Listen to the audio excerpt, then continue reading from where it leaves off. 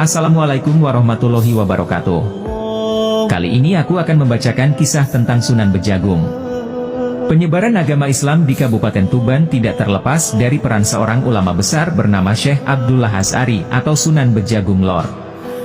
Dan Syekh Abdullah Hasari merupakan adik dari Sayyid Ibrahim Asmorokondi atau ayah dari Sunan Ampel.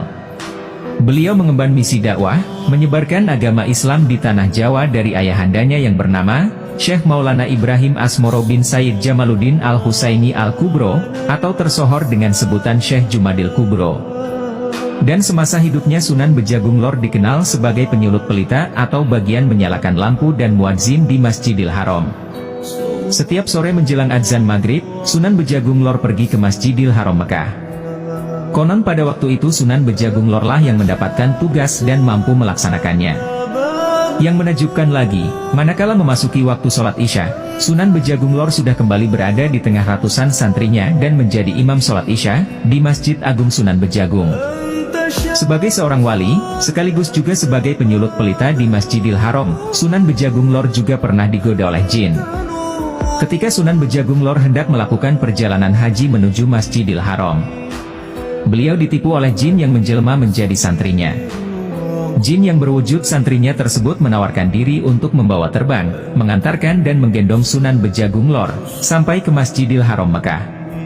Sunan Bejagung Lor menyetujui penawaran santrinya yang sebenarnya adalah jin yang sedang menyamar. Sesampai di atas samudra yang luas, jin itu mengkhianatinya dengan menjatuhkan Sunan Bejagung Lor ke dalam samudra. Kemudian beliau ditolong oleh seekor ikan meladang yang besar. Ikan tersebut kemudian membawa Sunan Bejagung Lor sampai ke pesisir Saudi Arabia. Sebagai balas budi, Sunan Bejagung Lor berpesan kepada semua murid-murid dan anak cucu, serta masyarakat Bejagung dan sekitarnya, tidak boleh atau dilarang memakan ikan meladang. Dan larangan atau pantangan itu, sampai sekarang masih ditaati oleh sebagian masyarakat Bejagung dan sekitarnya. Terutama keturunan langsung dari Mbah Sunan Bejagung Lor. Masyarakat Bejagung sangat mempercayai pantangan itu, barang siapa yang melanggar pantangan tersebut, maka orang yang memakan ikan meladang dengan sengaja, akan menderita penyakit buras, yaitu sejenis penyakit gatal-gatal dan timbul bisul-bisul di seluruh tubuh. Penyakit buras tersebut tidak ada obatnya secara medis. Jika menginginkan kesembuhan, harus mandi air sumur wali yang berada di sebelah selatan komplek makam Sunan Bejagung Lor. Wallahu a'lam bishawab. Itulah sedikit kisah tentang Sunan Bejagung Lor.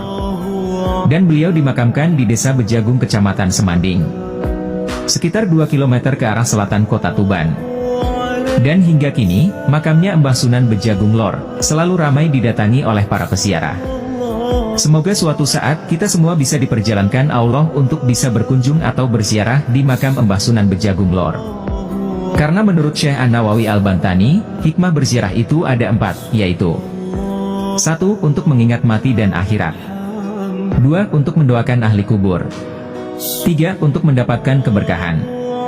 4. Memenuhi hak ahli kubur yang diziarahi, seperti ziarah ke makam orang tua. Semoga sehat, bahagia, dan barokah selalu untukmu. Rahayu, rahayu, rahayu. Wassalamualaikum warahmatullahi wabarakatuh.